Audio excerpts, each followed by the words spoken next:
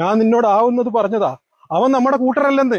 പാപ്പനല്ലേ ജാതി മതമൊക്കെ, ഞങ്ങൾക്ക് അതൊന്നുമില്ല. നീ അന്യജാതിപ്പെട്ട ചെക്കന്റെ കൂടെ എവിടെയെങ്കിലും പൊറുതിക്ക് പോയി നിറഞ്ഞാ എനിക്ക് പിന്നെ നാട്ടിലിറങ്ങി നടക്കാൻ പറ്റില്ല. പാപ്പൻ ഇവിടെ അഭിമാനം കെട്ടിപ്പിടിച്ചിരുന്നോ? ഞാൻ എനിക്ക് ഇഷ്ടമുള്ള ആളുടെ കൂടെ ഞാൻ ജീവിക്കും. എന്നെ ധിക്കരിച്ച് പോകാനാ നിന്റെ ഭാവമെങ്കില് പിന്നെ പാപ്പാന്ന് വിളിച്ച് പെരക്കകത്ത് കയറി പോരുത്. പൊക്കോ, എവിടെ വെച്ചാ പൊക്കോ. ഞാൻ പോക്കന്നെയാ, ഇനി വരില്ല പാപ്പ.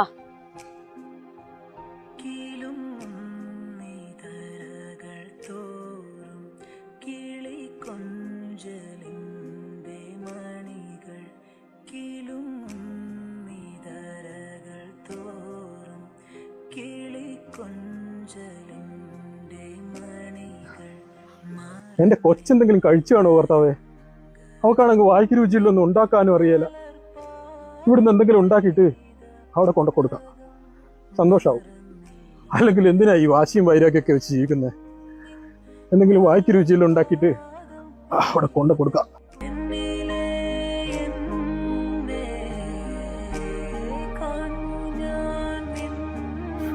എന്നാ മഴയായത്. മക്കളെ, ഈ ബാങ്കിലെല്ലാം പണിയെടുക്കുന്ന സുരേഷിന്റെ വീട് അറിയാവാ? ഏതിപ്പം കല്യാണം കഴിഞ്ഞാ? അതാ ആ കാണുന്ന വീടാ. പാപ്പൻ എന്തിനാ ഇതൊക്കെ കെട്ടിപ്പോയി ഇങ്ങോട്ട് വന്നേക്കുന്നേ? ഞങ്ങൾക്ക് എന്താ ഇതൊന്നും ഉണ്ടാക്കാൻ അറിയില്ലേ?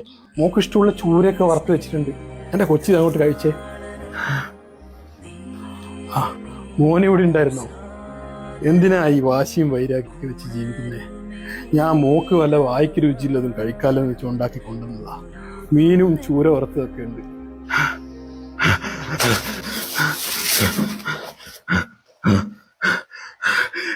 മീന്, ചോറ്.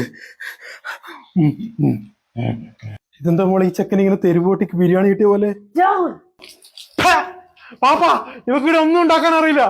ആകെ ഉണ്ടാക്കാൻ അറിയുന്നത് മാഗി നൂഡിൽസാ. അതും കഞ്ഞി പോലെ ഉണ്ടാക്കി തരും. ഞാനിപ്പോ വായിക്ക് രുചിയുള്ള എന്തൊക്കെ തിന്നുന്നത്.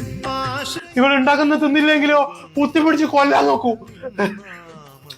പാപ്പനറിയാ, ഇവിടെ മിഞ്ഞാന്നൊരു കറി ഉണ്ടാക്കി.